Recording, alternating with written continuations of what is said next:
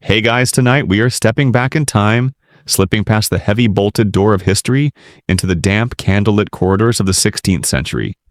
Picture yourself there in some grand, slightly drafty palace. Perhaps Whitehall, or maybe even Hampton Court. The air is thick with the scent of old stone wood smoke stale perfume, and let's be honest, probably not the freshest sanitation. You hear the scurry of a rat behind a tapestry, the distant drone of Latin prayer, the closer rustle of silk skirts.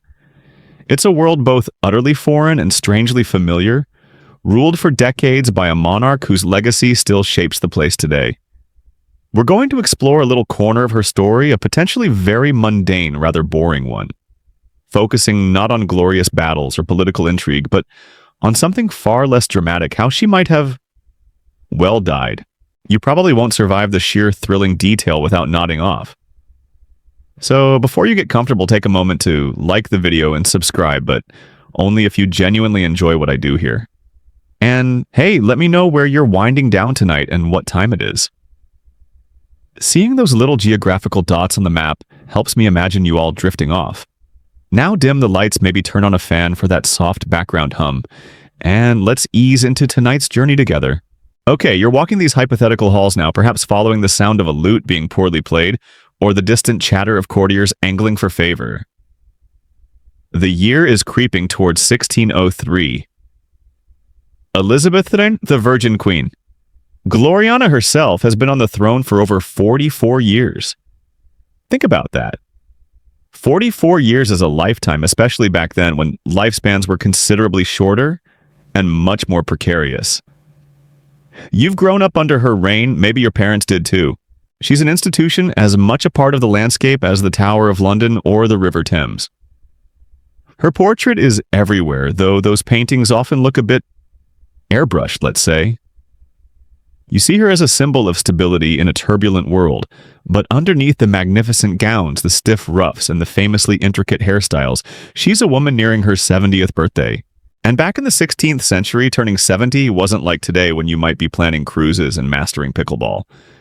It was reaching a venerable, perhaps astonishing age, having navigated countless health hazards that would make your average modern germaphobe faint on the spot. You probably know the highlights: the Spanish Armada defeated Mary, Queen of Scots, executed after much agonizing indecision. Shakespeare writing his plays, Walter Raleigh doing, well, whatever it was he was doing, besides maybe popularizing tobacco, a decision posterity is still debating, apparently. That's the big, shiny history, but tonight you're leaning closer, ignoring the trumpet fanfares and focusing on the quiet, creeping worries. You're looking at the dust motes dancing in a sunbeam through a narrow, grimy window, and wondering about the air quality, the water quality, the general microbial landscape you're navigating just by being here. Your stomach clenches slightly. Maybe it was that suspicious-looking pie at the tavern earlier. You muse about how a simple toothache back then could lead to death, how childbirth was a terrifying lottery, how mysterious agues and fevers swept through populations with ruthless efficiency, respecting no one, not even queens. It's like a historical version of checking Yelp reviews for your local medieval plague doctor. Spoiler alert, they weren't great. You're not focused on Gloriana, the powerful monarch now, but Elizabeth, the aging human. You watch her from a respectful distance. Perhaps you're a lady-in-waiting, adjusting a cushion, a guardsman trying not to shuffle his feet too loudly, or just a curious servant polishing a nearby piece of silver plate, pretending not to listen. You notice the way she walks, perhaps a little slower now? The stiffness in her joints, the lines etched around her eyes, likely exaggerated by layers of white lead makeup. Makeup. We'll get to that. You see the burden she carries, not just of the crown, but of her own history. A life lived mostly in the very public, very stressful glare of a royal court. This isn't just a dusty figure from a textbook. It's someone whose physical decline, however slow and unspectacular compared to battles and conspiracies, held the fate of a kingdom in its grip. Historians still argue whether her long reign instilled such a habit of stability that England was resilient enough to weather the storm of a contested succession relatively peacefully, or if her death created the conditions for the instability that followed under the Stuarts. For you standing here in this meticulously imagined historical space, the biggest storm you're currently navigating is trying to stay awake through the fascinating minutiae of late Elizabethan ailments. But lean in close, try not to fidget, because even the mundane realities of illness and mortality for someone like Elizabeth, I offer a unique, often overlooked perspective on power health and what life was really like in the not-so-good old days. We're focusing on what may have actually ended the reign of England's most iconic queen, which frankly sounds way less cool than poisoning or assassination, but is probably much closer to the truth. You settle into a quiet corner, finding a patch of floor that isn't too damp or cold, and listen. The sounds of the palace fade into a soft murmur, punctuated by the crackle of a far-off fire. You let the faint, perhaps unsettling sense of this bygone era wash over you. Maybe a hint of rosewater meant to cover up less pleasant smells, the metallic tang of old armor, the distinct aroma of humanity packed in tight. It's these small sensory details that remind you this wasn't just a grand narrative unfolding. It was people living, breathing, catching colds, getting the flu, worrying about toothaches, and hoping against hope they wouldn't get the dreaded sweating sickness or worse, the plague. The sheer number of everyday threats to health would make a modern person curl up in a bubble wrap suit. Forget dragons and knights. The real enemy lurking in the corners of a Tudor palace was often invisible and microscopic. Okay, you're still there, right? Nestled in your quiet corner, absorbing the strange vibe of the Tudor era. Now let's talk about the health realities of the time. The everyday risks that piled up even before you got near someone who might be important. You might picture grand banquets with groaning tables and intricate sugar sculptures, and yes, that happened. But alongside the feast was a fundamental lack of understanding about what actually kept you healthy or made you sick. Forget modern germ theory. That wasn't invented yet. Instead, medical thinking was largely dominated by Hippocrates' theory of the four humors. You learned that the body was believed to contain 4 principal fluids: blood phlegm, yellow bile choler, and black bile melancholy.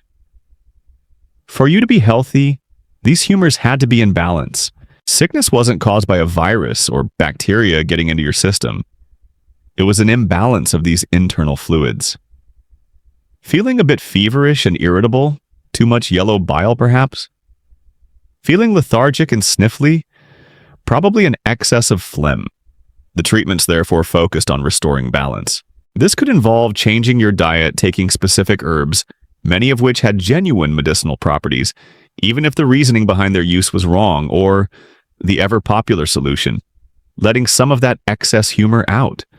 Which brings us to treatments like purging, making you vomit, or cupping, where heated cups placed on the skin created suction to draw out bad humors, often leaving circular bruises, and most famously bloodletting.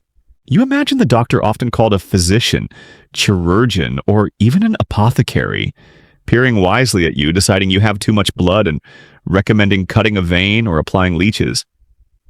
This sounds horrifying to modern ears, but it was standard practice applied for almost anything. Had a bad fall, bleed them. Got a headache, bleed them. Just generally feeling under the weather, absolutely bleed them.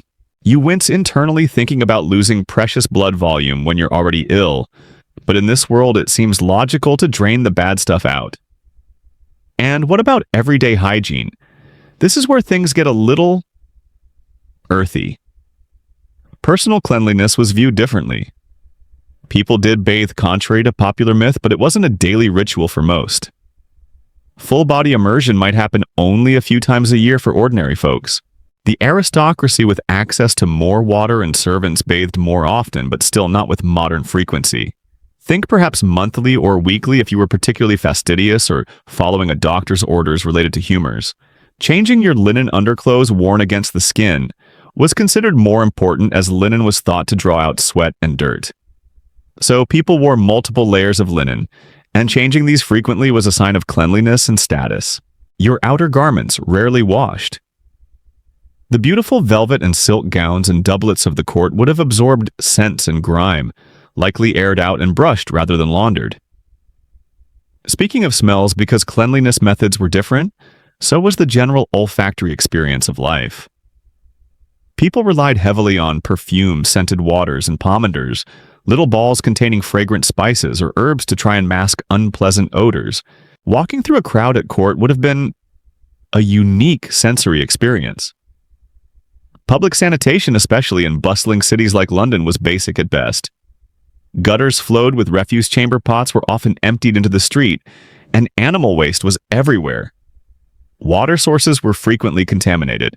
So while Queen Elizabeth's palaces probably smelled better than the average peasant's cottage or a city slum, they weren't exactly antiseptically sterile.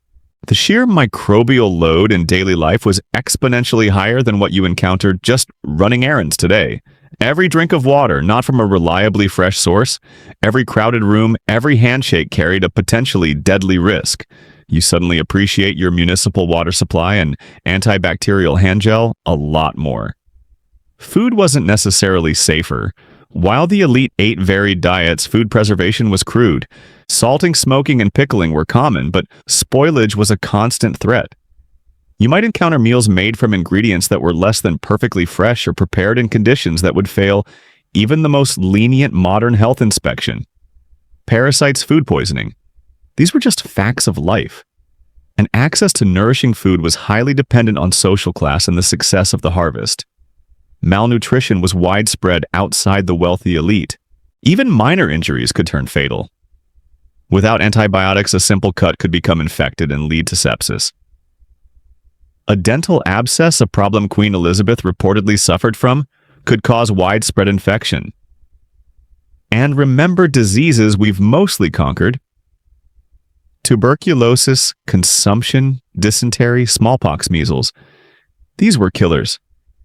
You hear tales of whole families being wiped out by one of these illnesses, sweeping through a village. This constant background hum of potential mortality shaped everything from how people planned for the future to how they viewed life itself. It's no wonder superstitions and religious fervor were so prevalent. When your survival is so precarious and inexplicable, you tend to look beyond the rationale for answers. It adds a layer of understandable fatalism to their world, a pragmatic acceptance that life was often nasty, brutish, and short, as Hobbes would later put it. It's a mainstream historical fact that these precarious health conditions kept average life expectancy relatively low compared to today, though individuals who survived childhood often lived longer than the average suggests. A quirky or fringe tidbit is the belief that breathing in bad air or miasmas from swamps or decaying matter was a primary cause of illness, leading people to carry sweet-smelling posies or cover their mouths in certain areas, a precursor, perhaps in the logic department, only to wearing masks today. Historians still argue whether the constant exposure to diverse pathogens gave the survivors a more robust immune system than modern humans, or if their systems were simply constantly battered and ultimately failed earlier from sheer exhaustion and overwhelming microbial challenges. You decide that while resilience is admirable, you'll stick with antibiotics, clean water, and toilets that flush. It seems like a slightly less exciting way to live, but definitely a healthier one. Just imagine trying to explain probiotics or mindfulness to a tutor physician worried about an excess of black bile. Good luck with that conversation. So you've got a feel for the microbial soup of the 16th century and the somewhat imaginative approaches to staying healthy. Now let's bring it closer to the woman on the throne. You might see Elizabeth I as this almost invincible figure in historical accounts, but she was just as vulnerable as anyone else to the era's numerous health challenges. Perhaps even more so given the intense stress and close quarters of court life. Her road to that astonishing longevity for the time anyway was definitely not a smooth, ailment-free stroll through a pleasant meadow. Think back to her youth even before she became queen. Life was precarious, full of political intrigue, imprisonment, and emotional turmoil. Stress alone takes its toll. But beyond the anxiety, she faced direct brushes with death by disease that shaped her reign and possibly her later health. The most famous and perhaps the most terrifying was the smallpox she contracted in 1562, only 4 years into her reign. Smallpox was the ultimate horror show of the era. It killed indiscriminately and horribly, and those who survived were often left permanently disfigured, their faces scarred by pockmarks. for a queen whose image was tied up in power, legitimacy, and courtly ideals of beauty. However unrealistic the portraits were, becoming smallpox was a threat to both her life and her very presence as a ruler.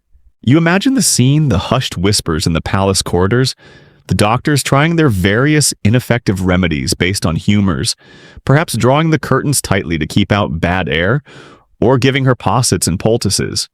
For days it was touch and go. Courtiers fretted about the succession again, a constant worry because she hadn't married and produced an heir. Messengers were sent. Prayers were said, and Elizabeth herself, supposedly lying gravely ill, was aware of the precariousness of her situation and her kingdom's. Miraculously, she did survive, but surviving smallpox was never a minor event. While she seems to have avoided severe facial disfigurement, or perhaps her portraits became even more reliant on heavy makeup and idealization after this, hard to tell, the illness likely ravaged her system. Any illness that acute would have taxed the body enormously, and even after recovery might have left her generally weaker or more susceptible to other things down the line. Or maybe surviving such a potent killer boosted her resilience. It's another layer of complexity in trying to figure out her health trajectory. It's a mainstream historical fact that Elizabeth's survival of smallpox in 1562 was a pivotal moment in her reign, highlighting the kingdom's reliance on her life and fueling calls for her to marry or name a successor. But smallpox wasn't the only physical adversary she faced over the decades. Records and accounts suggest other illnesses. There were fevers often simply referred to as agues.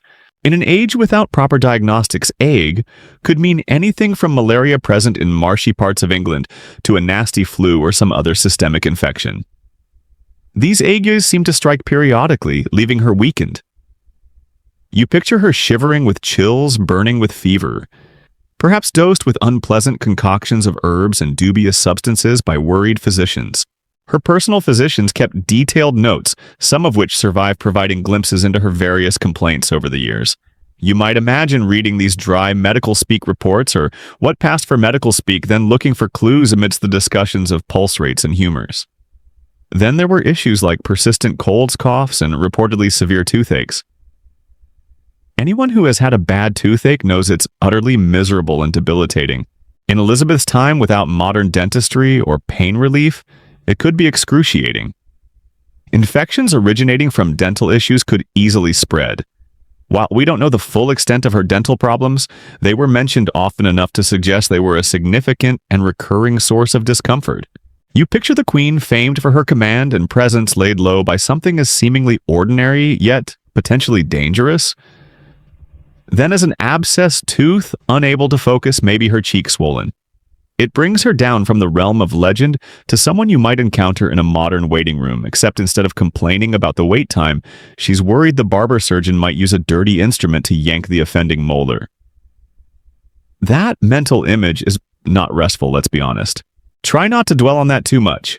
There's also the possibility of other common ailments affecting her, less dramatically, but chronically. Things like digestive issues from the rich and varied, but sometimes questionable court diet or respiratory complaints, exacerbated by smoky interiors, drafty castles, and damp English weather. Did she have arthritis? It's quite possible given her age and the physical demands of life then. Did she suffer from migraines? Many people did. We just don't have precise diagnoses based on modern medical understanding. It's like trying to match historical symptoms to modern conditions. Tricky and often speculative. You could look at her famously fiery temper in her later years and wonder if chronic pain or discomfort played a role. We tend to attribute her moods solely to personality or political stress, but feeling physically rotten for days on end would make anyone grumpy. A quirky or fringe tidbit you might encounter in some historical discussions is the theory, though lacking solid proof, that her smallpox could have left lingering internal issues or vulnerabilities not immediately apparent, contributing to health problems much later in life. This is less accepted than the immediate danger, but highlights how long-term effects of major illnesses in that era are hard to track or dismiss entirely. Looking back at this history of surviving illnesses, you can see a pattern of resilience. Elizabeth had a strong constitution, or she simply got lucky time and time again while those around her succumbed. She saw multiple physicians come and go, outliving most of them. And if court gossip is to be believed, sometimes ignoring their advice when she felt it was ridiculous, which, given their understanding of medicine, was probably a wise move occasionally. But every illness takes a toll. Think of your own body after a bad flu. It takes time to fully recover. Imagine that cumulative effect over nearly 70 years, facing not just the occasional bug, but things that could actually kill you multiple times over. This constant battle for physical survival runs like a quiet undercurrent beneath the grand narrative of her reign. It reminds you that beneath the crown and the glorious facade was a human being navigating the perilous health landscape of her time, her continued existence never guaranteed by anything more than luck, a sturdy constitution, and perhaps a bit of divine providence, depending on your viewpoint. Historians still argue whether her early illnesses, particularly smallpox, instilled in her a greater caution regarding exposure to disease in crowds, or if she remained remarkably pragmatic about such risk compared to other monarchs.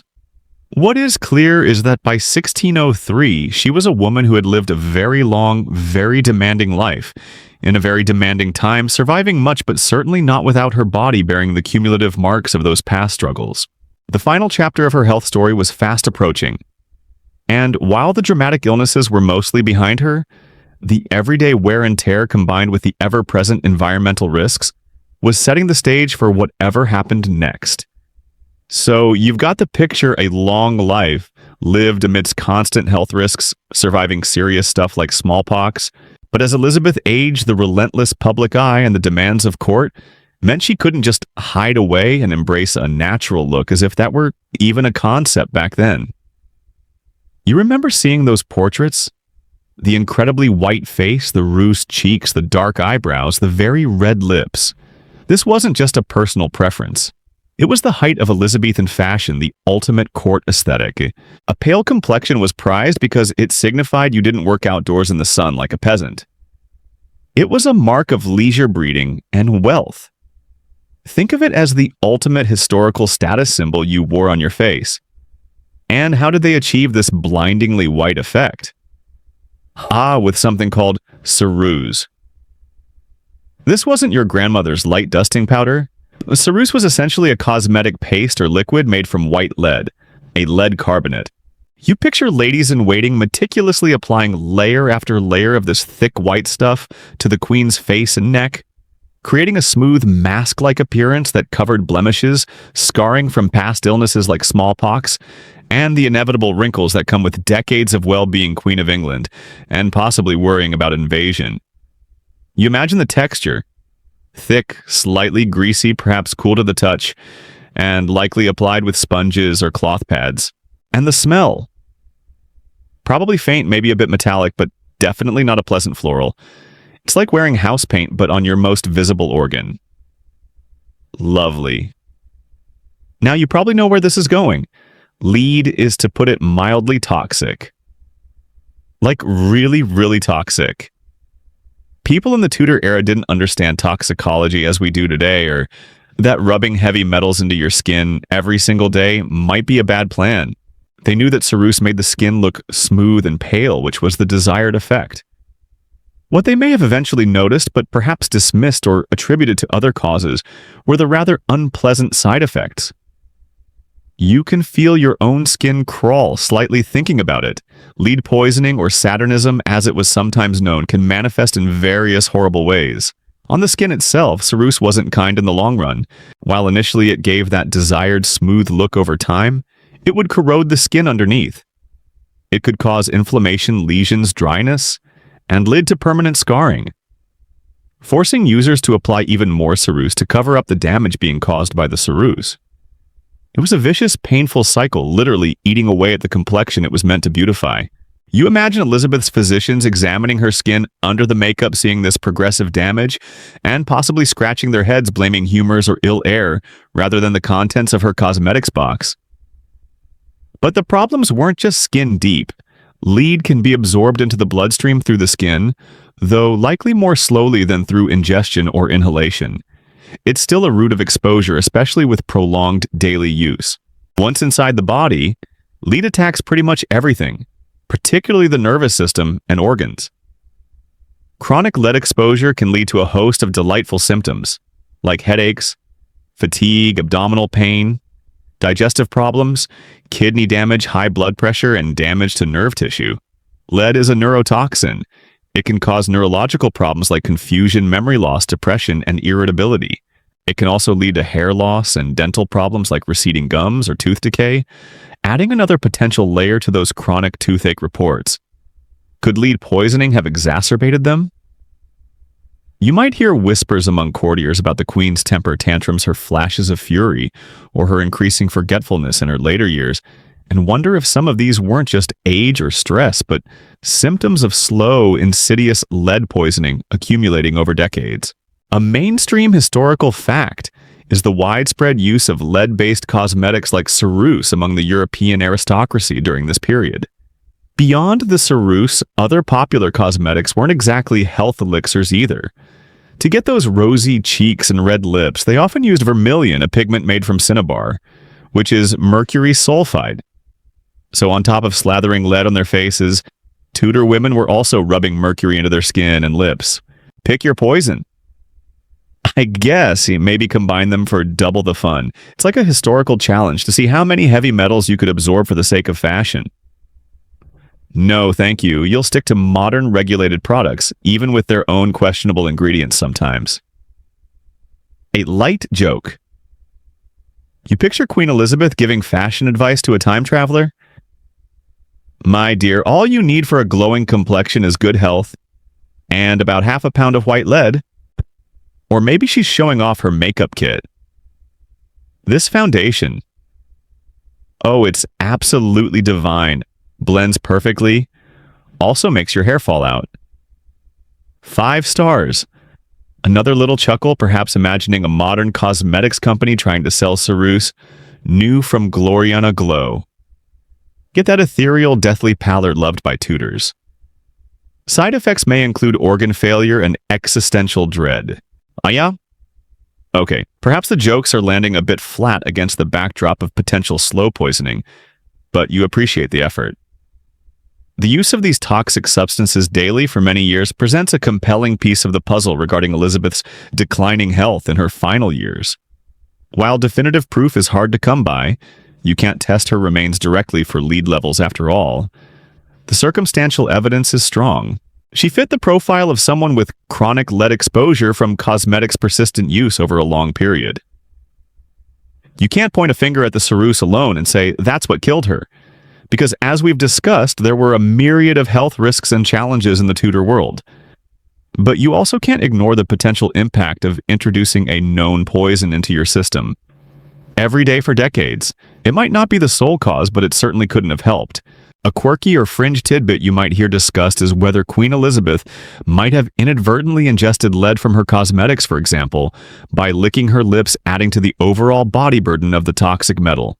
Historians still argue whether the level of lead exposure from cosmetics was significant enough on its own to be fatal, or if it was more likely a contributing factor that worsened other underlying health issues or the general frailty of old age in a difficult health environment. The lack of precise knowledge about how much lead was absorbed daily makes it difficult to quantify the risk. Was it a slow burn quietly undermining her health? Or was it just one more grain of sand on the overburdened scale of her health?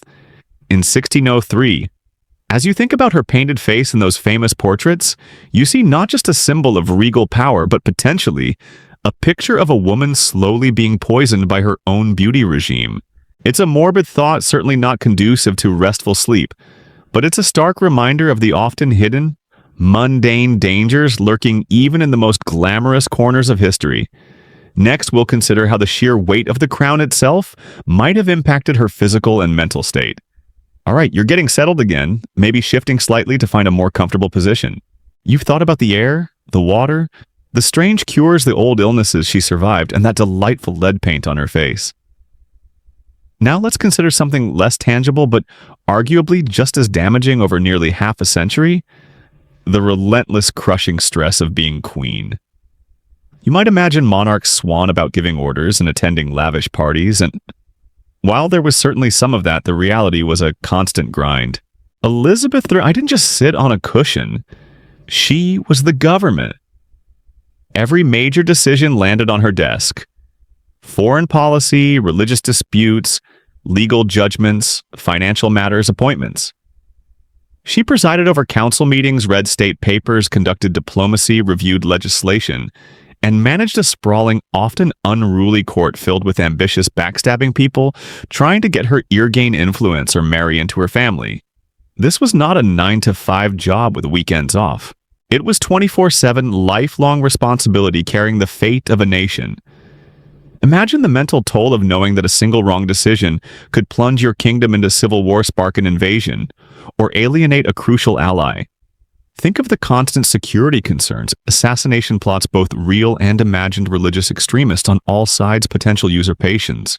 You picture the documents piling up, the endless parade of petitioners, the difficult conversations with advisors who disagreed, the necessary harsh judgments, and political maneuvering required just to stay in power. She never married, and while this famously served her political needs, it also meant she lacked a conventional spouse to share the burden, or perhaps a constant personal anchor. Her closest male confidants were powerful nobles, whose loyalty, while often genuine, was also intertwined with their own ambitions. Her family life was fraught, dealing with the captivity and eventual execution of her cousin Mary, Queen of Scots, a decision that reportedly caused her immense anguish. This level of chronic high-stakes stress doesn't just live in your head, it affects your body. We know now that long-term stress can wreak havoc on the system, suppressing the immune response, contributing to cardiovascular issues, disrupting sleep, affecting digestion, and potentially accelerating the aging process. In the 16th century, they didn't have a clinical understanding of stress like we do, but they certainly recognized the impact of worry and burden on health. Someone constantly under immense pressure was seen as susceptible to melancholic humors or a general wearing out of their constitution. Think, too, about the physical demands even indoors. Royal life wasn't just sitting. There were elaborate ceremonies, processions, and frequent progresses. Essentially, the entire court packing up and traveling from one palace to another, or visiting the homes of nobles. These weren't quick hops by car or train. Travel was slow, bumpy, uncomfortable, often cold or wet depending on the season, and involved riding carriages or horses over poor roads. Packing up and setting up a functioning royal court multiple times a year, managing thousands of people and their luggage, livestock, and supplies was a massive logistical feat that the monarch was at the center of. Elizabeth participated in hunts, danced, stood for hours, receiving guests, attended lengthy church services. As she aged, these physical activities would become more taxing, and recovering from them likely took longer. You picture her trying to maintain that regal composure during a lengthy public appearance, when her joints are aching or she's feeling utterly drained. Sleep would have been a constant challenge. You imagine her lying awake in a vast, cold royal bedchamber, her mind racing with affairs of state, religious tensions, the latest news of unrest or conspiracy. Was the Scottish king really friendly? Would France make trouble? Was Cecil advising her truly wisely? Could Ireland finally be pacified? How was the privy purse looking? Sleep deprivation wears down the body and mind. Combine chronic sleep debt with perpetual high stress and aging body, and the aforementioned delightful array of environmental health threats, and you've got a recipe for declining resilience. A light joke. Maybe Elizabeth would tell her court doctor, "My humors seem unbalanced. Specifically, the overwhelmed with endless state business humor is completely off the charts." Or she could muse, "I'd love a quiet retirement in the countryside, but honestly, after 40 years of this stress, the cows would probably try to stage a coup." Hold. One more. You imagine her looking at a complex policy document and sighing, "Is it bad when tackling foreign policy feels less stressful than figuring out what's causing this recurring stomachache?" Okay, perhaps being funny about historical stress is harder than expected. This intersection of relentless responsibility, mental pressure, and physical exertion over a long period likely played a significant role in her overall health trajectory. It might not have been the single cause of death, but it almost certainly contributed to the wearing out of her system, making her more susceptible to whatever finally took her life. Think of the strongest engine running continuously under maximum load for decades. Eventually, components start to fail. Her engine was her physical body and mental fortitude. A mainstream historical fact is that Elizabeth I worked tirelessly and remained deeply involved in the details of governance throughout her reign, eschewing leisurely pursuits compared to many of her peers. A quirky or fringe tidbit is the recurring anecdote about her needing stimulants or being difficult to rouse after periods of intense strain, hinting at possible exhaustion, and perhaps the use of now-forgotten herbal pick-me-ups.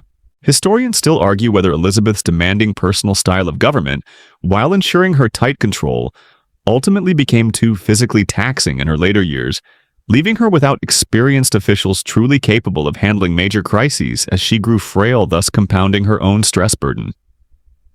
Or whether her famous vitality allowed her to sustain this pace far longer than anyone else could have until the very end. It's a complex feedback loop between her powerful will and the physical limitations she increasingly faced.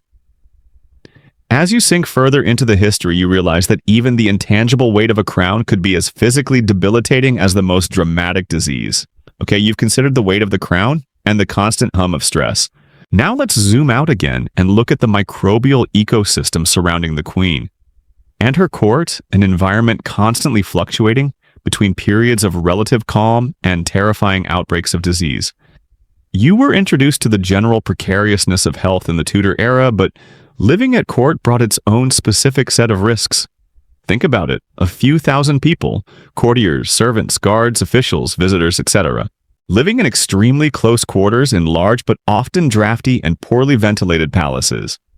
Food was prepared centrally in huge kitchens, sometimes not under the most sanitary conditions. Water was drawn from wells or rivers susceptible to contamination. Waste disposal was basic, as mentioned before, and people were constantly coming and going from London, from other parts of England, sometimes even from overseas, potentially bringing unwelcome biological guests with them. It was frankly a perfect breeding ground and transmission vector for infectious diseases. You picture someone arriving at court with a slight cough, thinking it's just a cold from the journey, and within days a significant portion of the palace population is laid low. Contagious diseases were not abstract fears. They were concrete recurring threats. The bubonic plague, for instance, would periodically flare up in London and other crowded centers. When this happened, anyone who could afford to, including the Queen and her court, would flee the city and isolate themselves in one of the royal palaces further out in the countryside. This was probably the most effective public health measure available to them, although they wouldn't have understood why it worked in modern terms, fleeing the rat and flea vectors and isolating populations. Still, even in the country palaces, outbreaks could occur. You'd hear about it spreading through nearby towns or even within the palace walls despite their precautions. Beyond the great mortality of the plague, other diseases circulated constantly. Smallpox, which Elizabeth survived dramatically in 1562, didn't just vanish. It was endemic, flaring up in new generations or finding those who had avoided it previously. Think of all the young courtiers and servants arriving without immunity. Measles, dysentery, typhoid. These were also present, capable of felling individuals and causing significant disruption. And then there were influenza-like illnesses.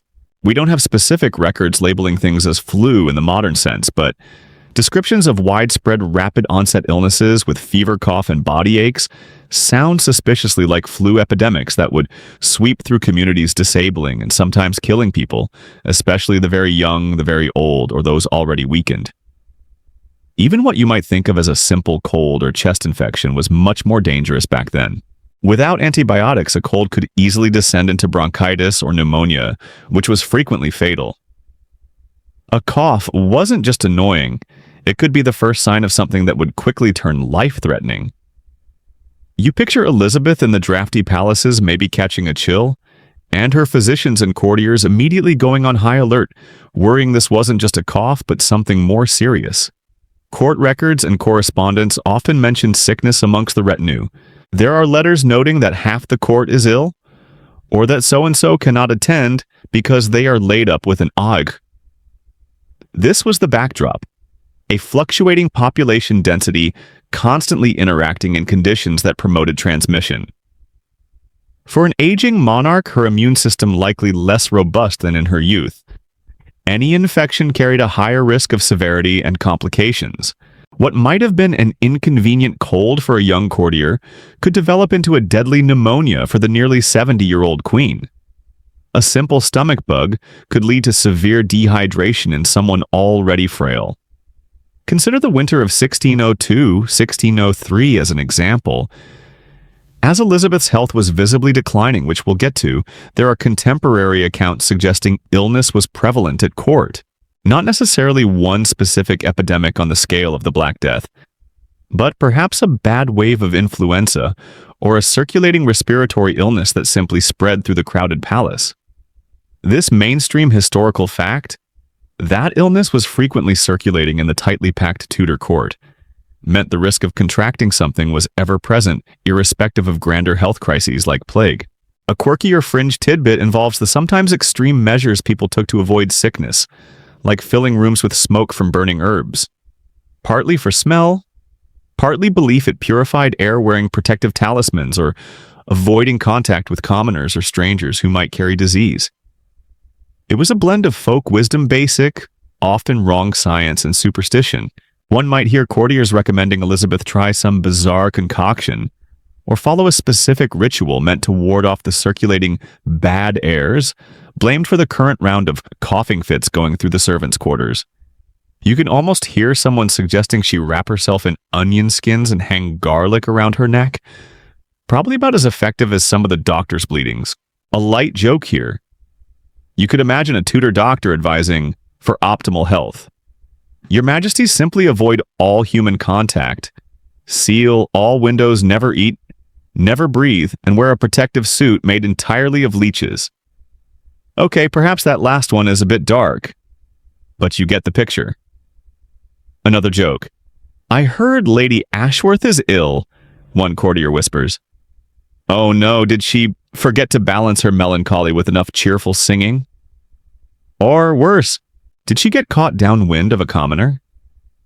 You see, the constant health threats fostered both genuine fear and a strange, dark gallows humor about mortality.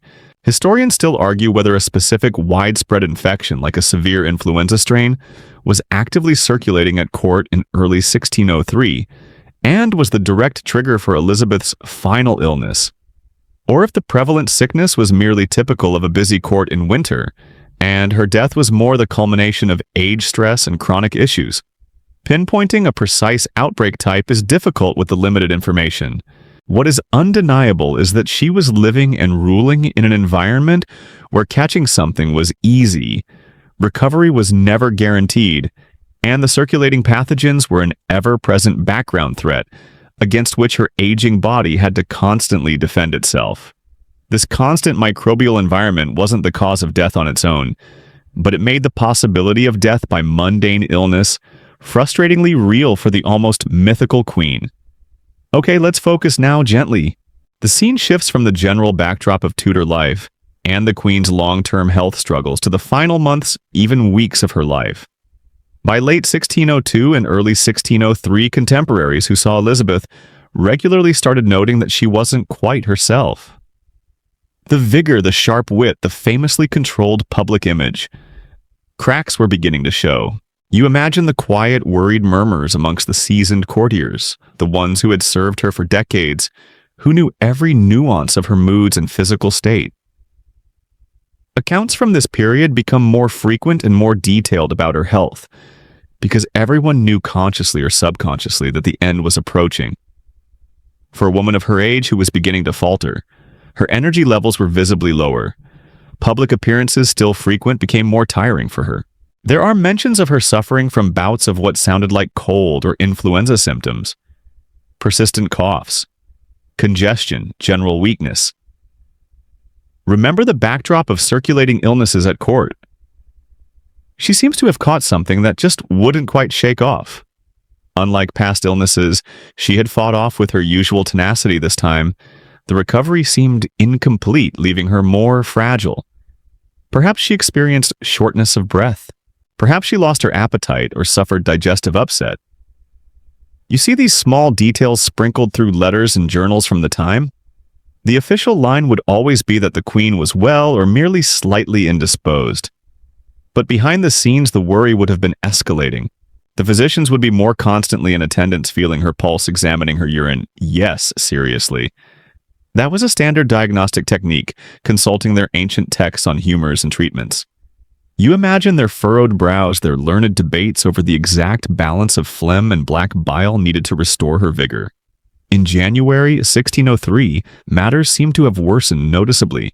Accounts describe her falling into a state of deep melancholia or depression, withdrawing socially and spending hours in quiet contemplation. Now, linking this solely to physical illness is complicated. The early months of 1603 also followed the final definitive ending of her favorite Robert Devereux, Earl of Essex's ill-fated rebellion and execution in 1601. Many historians believe the grief and perhaps guilt over Essex lingered heavily on her.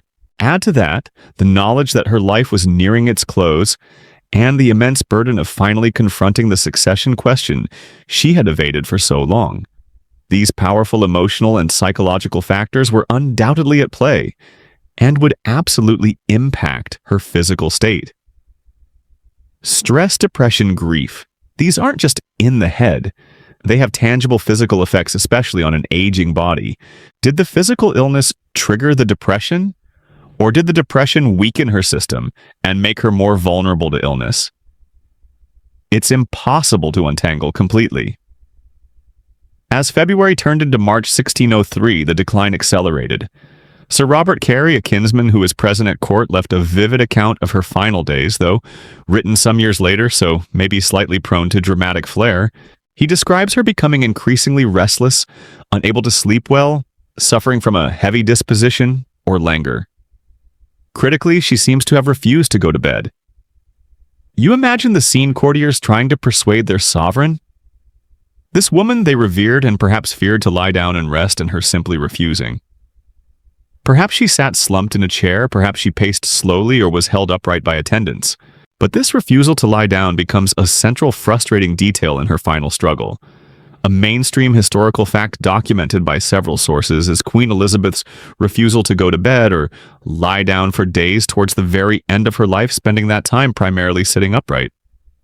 You might wonder why she wouldn't go to bed. Was it sheer stubbornness, a final act of defiance against weakness? Was it paranoia, perhaps fearing that if she lay down, someone would take advantage of her vulnerability? Was it discomfort? Maybe she found it easier to breathe or felt less pain sitting up. Some have speculated this difficulty lying flat points towards a respiratory or cardiac issue, as fluid can build up in the lungs or around the heart when reclining. If she had something like pneumonia or congestive heart failure, sitting upright might have offered slight relief or made breathing less difficult. Accounts describe her counselors and physicians becoming increasingly frantic as the situation worsened. They debated what to do, what remedies to attempt. The sense of impotent worry would have been palpable throughout the palace. The atmosphere shifts from routine court life to hushed anxiety and preparation for the inevitable. Everyone knows they are witnessing the final act of an era. You imagine the whispering. How is Her Majesty still sitting up? What do the doctors say? Likely variations on she has an imbalance of humors, and we've tried bleeding, purging. A quirky or fringe tidbit some accounts mention is Elizabeth consulting a fortune teller, or engaging in superstitious practices related to her declining health, reflecting the blend of rational medicine and popular belief at the time, though evidence for this is sometimes vague. This desperation for any kind of help, whether conventional medicine or folk practices, underscores the seriousness of her state and the lack of effective treatments. Another tidbit, one account claims her finger bones had become transparent and thin, pointing to possible severe nutritional deficiency or metabolic issues, although this particular detail is considered less reliable by most historians than the broader descriptions of her physical decline.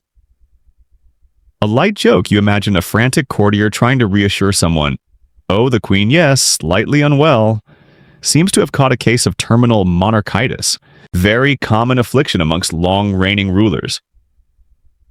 Another doctor consults a book of cures. Right says here for general royal malaise. Must try? Bathing her feet in pigeon blood. Okay, somebody fetch the pigeons. Historians still argue whether her refusal to lie down was purely a manifestation of her legendary will and obstinacy, a final psychological struggle, or a pragmatic decision driven by physical discomfort caused by her underlying illness. Pinpointing the precise reason from the historical accounts is difficult, but it's a detail that paints a vivid picture of her struggle in those final days. Whatever the cause, this stubbornness, her unwillingness to concede to physical weakness, by adopting the posture of an invalid defined her last conscious moments and left a powerful impression on those who witnessed it. Her body was failing, but her will remained fierce even unto the bitter end. The stage is set. The queen is fading. What, if anything, did the physicians attempt in those final moments? And could their actions have had any impact on the outcome? Okay? You've witnessed the visible decline, the persistent illness, and the striking image of the queen, stubbornly upright in her final days, refusing the comfort or perhaps the vulnerability of her bed. This refusal wasn't just a psychological statement. It became a key part of the narrative of her dying process, and it certainly presented challenges for her attendants and physicians. Trying to care for a very frail elderly person who won't lie down is physically difficult, and likely made it harder to assess her condition properly or administer some kinds of treatments. The picture in your mind now is clear an aged woman, sitting supported by pillows, her breath perhaps shallow. Her gaze fixed somewhere beyond the people gathered around her, possibly fading in and out of lucidity. The gravity of the situation was undeniable. The council and the royal physicians were now in almost constant attendance, their concern escalating with every hour. Their discussions would have been urgent, perhaps hushed, focused on what remedies to apply or what interpretations to give to the queen's symptoms based on their understanding of humors and complexions. Remember those historical health practices. Now imagine them being applied to England's monarch in her final decline. You wince again. There was little in their medical arsenal that could genuinely combat severe illness, especially in an elderly patient. Antibiotics centuries away, modern diagnostics non-existent. Effective pain relief beyond opium-based concoctions, minimal. Their approach was rooted in balancing the humors, drawing out perceived imbalances and applying remedies, often based more on tradition or theory than proven effectiveness. So, what might they have done? You might envision the physicians feeling her pulse. Its strength, rhythm, and speed were considered vital signs interpreted through the lens of humoral theory. Was it too rapid? Too weak? This would influence their diagnosis. They might have examined other excretions besides urine. Less glamorous details historians sometimes pore over for clues. And then came the interventions. Faced with her weakness or congestion, they might have considered further bleeding. Imagine them suggesting this to a very weak queen. Thankfully, in her state, and perhaps with her resistance, they may not have carried out aggressive bleedings right at the very end. However, they might have applied cupping attempted purges or enemas to clear out bad humors, or administered various herbal preparations and cordials aimed at strengthening her heart-clearing congestion, or encouraging sleep, which she seemed unable to do normally. One anecdote particularly vivid comes from Robert Carey's account. He mentions that towards the end, her counselors, possibly instigated by the Archbishop of Canterbury, who urged her to rest and consider matters of salvation, and succession managed to persuade her perhaps while she was semi-conscious, or simply worn down to have some medicine applied externally. This supposedly involved placing plasters, perhaps poultices or medicated compresses to her chest and other parts of her body. The description isn't incredibly specific, but the goal was likely to draw out illness or ease breathing. However, Carey records that Elizabeth herself, rousing slightly, pulled off the plasters from her chest, declaring they were intended to take away her life.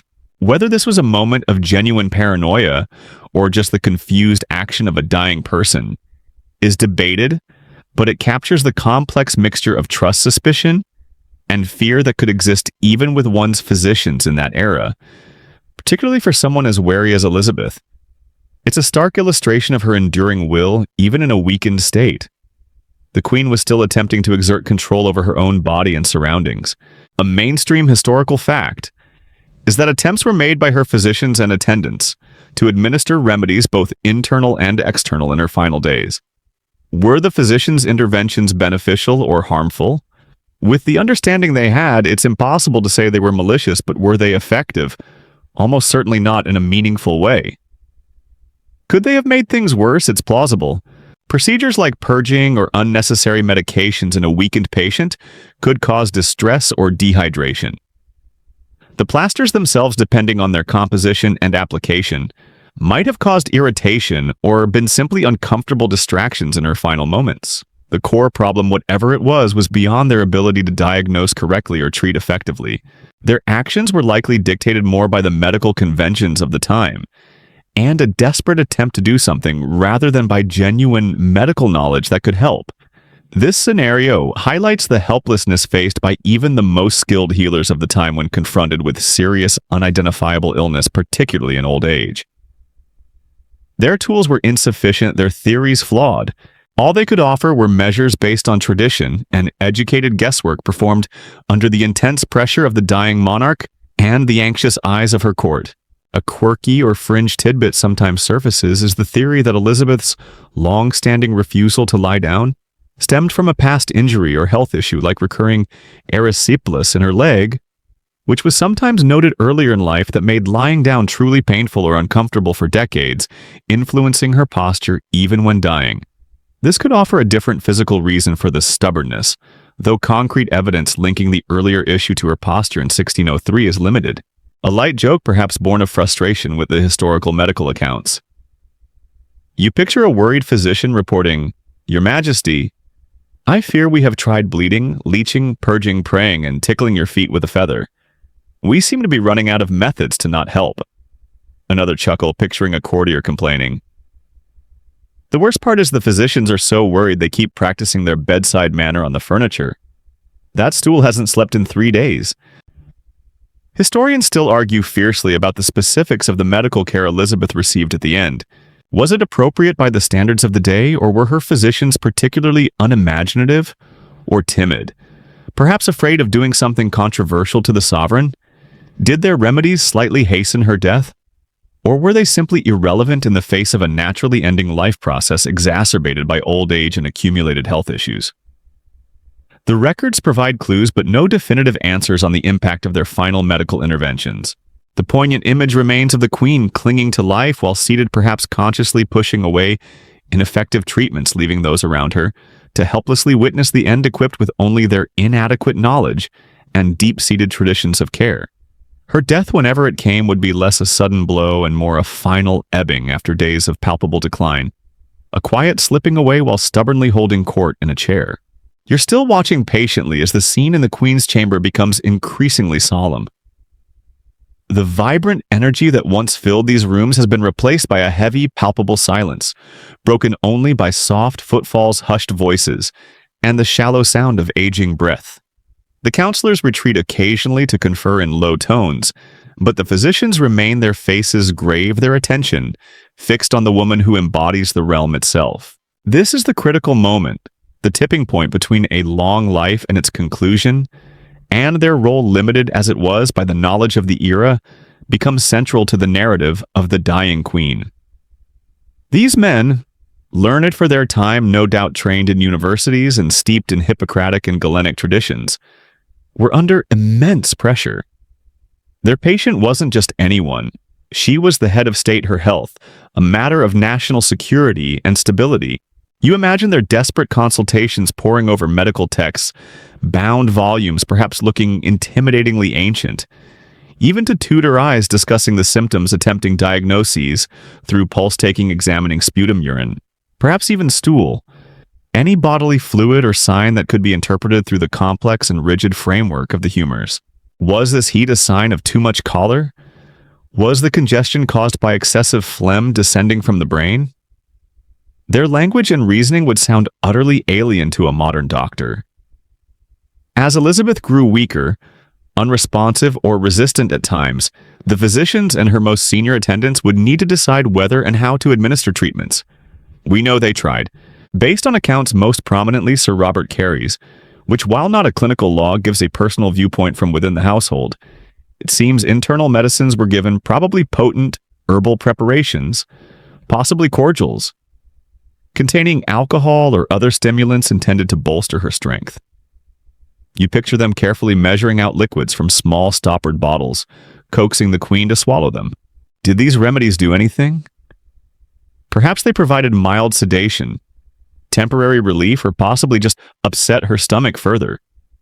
Without knowing the exact composition and dosage, and given the variability of herbal medicine back then, it's impossible to say. The external applications are also mentioned. As noted earlier, the attempt to place plasters or poultices on her body specifically, the chest was a recorded action. You imagine the queen semi-conscious, perhaps propped up, feeling these strange warm or cool, possibly pungent-smelling poultices being applied. Her recorded reaction of pulling them off, expressing suspicion they were meant to hasten her end, paints a picture that's either one of remarkable lucidity and distrust in her final moments or a fevered, perhaps paranoid delusion. Given the widespread practice of applying poultices to draw out humors or toxins, their intention was likely therapeutic according to their understanding. But for a dying person, such procedures could be distressing or uncomfortable. A mainstream historical fact drawing from sources like Carey is that external remedies, specifically chest plasters, were attempted by physicians on the queen towards the very end of her life. Beyond these direct medical interventions, you also have the basic care, keeping her clean as best they could. Given the circumstances, making sure she was positioned comfortably as comfortable as one can be, while determinedly sitting upright attempting to ensure she took some fluids, though this would have become increasingly difficult. There would have been a constant presence of ladies-in-waiting counselors and physicians watching, waiting, tending as they knew how. It's a scene filled with a quiet, practical desperation, performing the familiar rituals of care even as life ebbed away. From a modern perspective, the potential for these historical medical practices to be ineffective or even harmful in a case of advanced age and serious illness is significant. Bloodletting a weakened person reduces vital blood volume. Aggressive purging can lead to dangerous dehydration. Unknown herbal concoctions could interact unpredictably or contain toxins. Heavy metals used in some preparations like mercury could worsen neurological symptoms. It's a sobering thought that the people most actively trying to help might, through their misguided attempts to balance non-existent humors or draw out bad air, be causing further strain on an already failing system. Of course, you must remember they weren't operating with malicious intent. They were applying the best, most accepted medical knowledge of their day. That knowledge just happened to be incredibly limited and often based on fundamentally incorrect theories. You reflect that her refusal to lie down, whether from physical discomfort or sheer will, might have inadvertently saved her from more aggressive reclining treatments or perhaps simply made certain interventions impractical. Maybe her stubbornness wasn't just a sign of her personality, but also a physical or psychological defense mechanism against interventions that didn't feel right or perhaps that worsened her state when attempted. Consider the sheer volume of medical interventions a monarch might be subjected to throughout their life. Unlike an ordinary person, access to physicians was constant, and their inclination to do something rather than nothing might have led to frequent, perhaps unnecessary bleedings, purges, or doses of complex and potentially harmful medications for every perceived imbalance or minor complaint over the decades. Did the cumulative effect of all this well-meaning but invasive treatment also take a toll on her system over her long reign? A quirky or fringe tidbit from certain interpretations of events suggests that the physicians were particularly hesitant in the very final hours, almost paralyzed by fear of causing the death of the sovereign, leading to perhaps less intervention than they might have attempted on a person of lower status.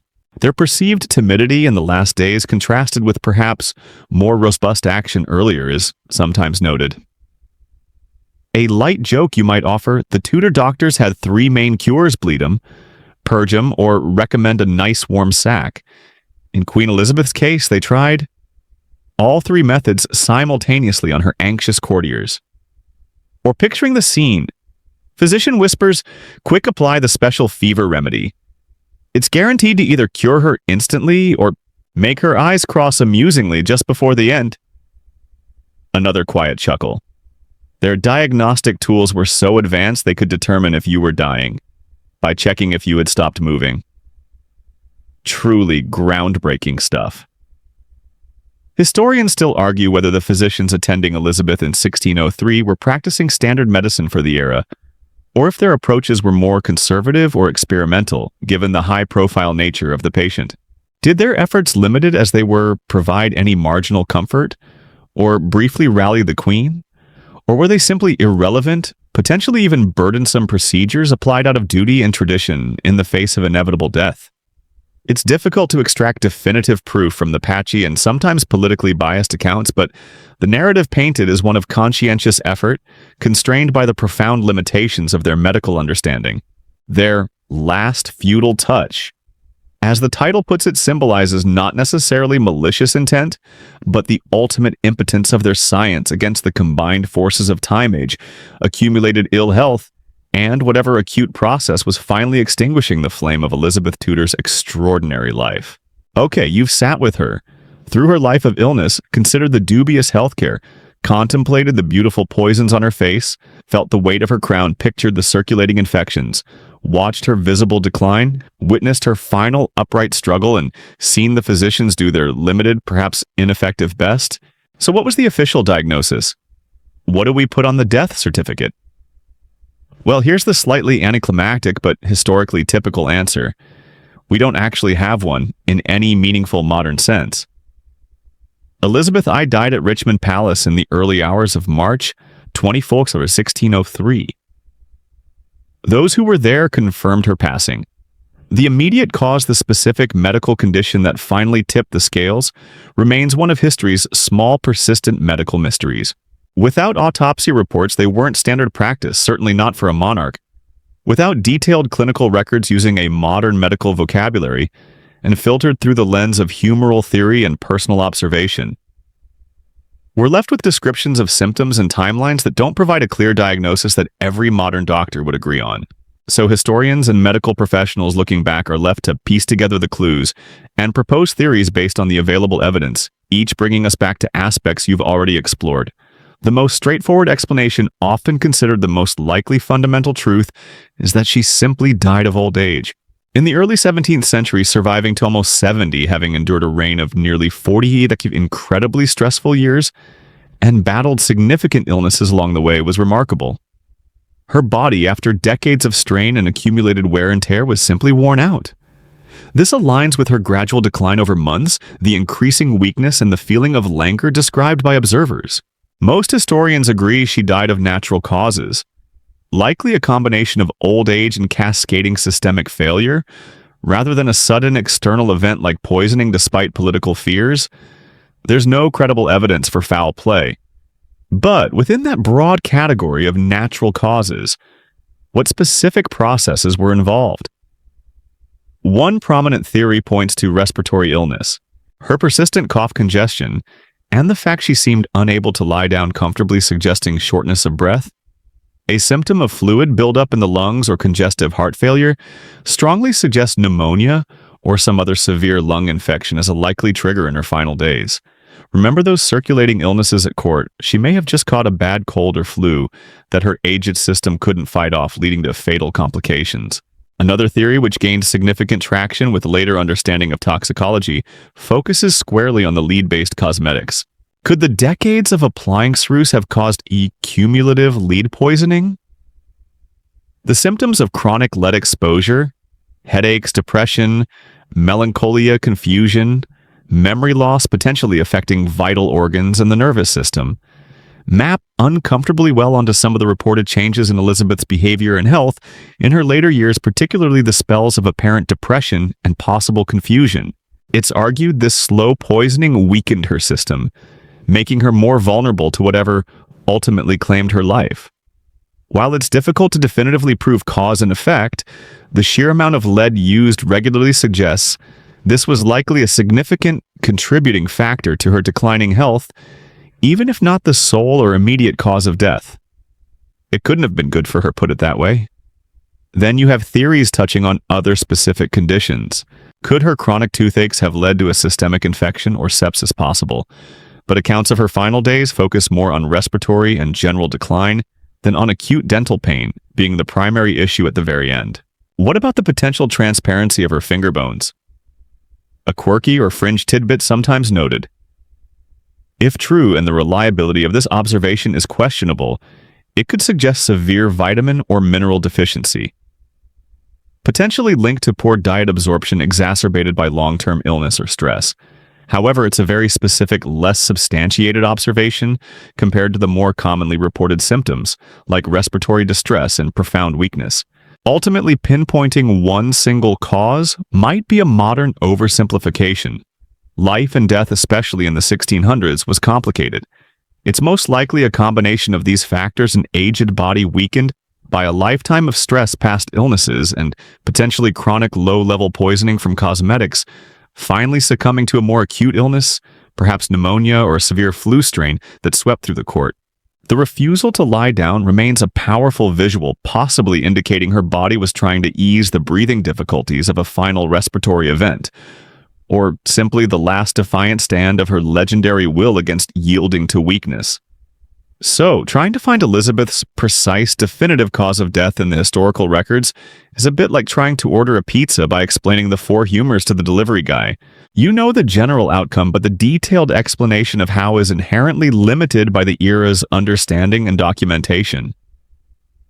If she had a modern death certificate under cause of death, it would probably say something like queening too hard, combined with chronic cosmetic overload and acute bad air exposure. Which, while glib, isn't entirely inaccurate in summarizing the confluence of factors at play, historians still debate the precise contribution of chronic conditions, stress, environmental factors, and potential toxins, like lead, compared to a final acute illness in causing her death. It's a puzzle with some crucial pieces missing, leaving the final medical secret of Elizabeth I largely in the realm of informed speculation rather than certain fact. It's frustratingly mundane for such a dramatic life, perhaps not a glorious battlefield wound or a cunning assassin's blade, but the slow, quiet accumulation of everyday ailments and exposures finally reaching critical mass. Now, as the echoes of the past debates soften, you can let go of the specifics. The debates, the worries about humors and lead paint. Let your focus drift from the bright, harsh details of historical sickness and medical uncertainty. The flickering candlelight of the palace corridors is dimming now. The distant whispers of the anxious court are fading. Breathe slowly, in and out. Imagine the ancient stones cooling the air, becoming still and calm. The scent of old wood smoke and fading perfume is replaced by clean, neutral air. There are no pressing decisions, no state papers, no buzzing anxieties about health and succession here. Not for you, not anymore. You are merely an observer, now ready to leave this historical moment behind, floating away gently from the complexities of centuries past.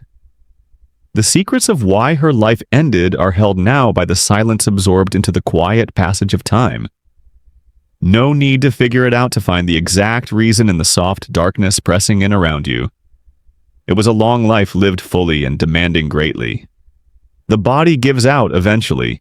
The mysteries remain little eddies of unanswered questions in the vast ocean of history. Perfect little details to gently consider and then let go. Your thoughts can slow now, mirroring the softening focus. Feel yourself becoming less tethered to the specifics of past lives and deaths, easing into the present quiet. There's nothing more to solve tonight. The reign is over, the story is told as best it can be with the fragmented clues. Let it settle softly in your mind. You are safe, warm, breathing, easy, centuries removed from the worries and illnesses of the Tudor court. All that's left is the peaceful dark and the growing pull of sleep.